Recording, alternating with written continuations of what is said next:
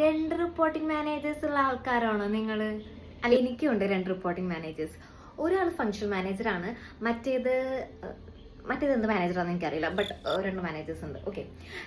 പിന്നെ ഇവർക്ക് രണ്ടുപേർക്കും അങ്ങോട്ടും ഇങ്ങോട്ടും ഭയങ്കര ഇഷ്ടമാണ്, തീരെ ഏകമില്ല. അതുകൊണ്ട് തന്നെ എൻ്റെ ലൈഫ് തുടക്കത്തിൽ, അതായത് ജോലിക്ക് ജോയിൻ ചെയ്ത ടൈമിൽ ഭയങ്കര അടിപൊളിയായിരുന്നു. ഇവരെ മാനേജ് ചെയ്യുക എങ്ങനെയാണെന്ന് ആലോചിച്ച് ഞാൻ ChatGPTയോടും ചോദിക്കാത്ത ഒരാളും ബാക്കിയുണ്ടായിരുന്നില്ല.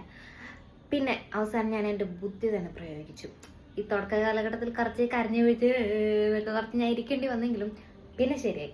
എന്താന്ന് ചോദിക്കുകയും പൊട്ടനെ പോലെ ഇരിക്കാം, എന്ത് പറഞ്ഞാലും പൊട്ടനെ പോലെ ഇരിക്കാം. അപ്പോൾ അവർക്ക് തന്നെ എന്ന് പറഞ്ഞിട്ടുള്ള ഒരു എക്സ്പ്രഷനിൽ അവർ പൊയ്ക്കോളും.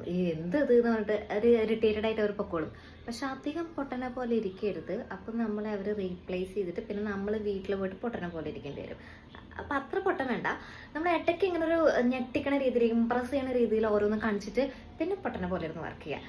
ആ രീതിയിലാണ് ഞാൻ സർവൈവ് ചെയ്ത് പോയത്. പിന്നെ ഇപ്പം ശരിയായിട്ടോ, ഇപ്പോൾ ഒരു ലെവലിലാണ്. എനിക്കിപ്പോൾ രണ്ട് മാനേജേഴ്സിനെ എനിക്ക് ഇങ്ങനെ മാനേജ് ചെയ്യാനൊക്കെ പറ്റുന്നുണ്ട്.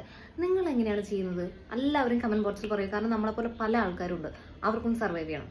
കമന്റ് ബോക്സിൽ പോരട്ടെ.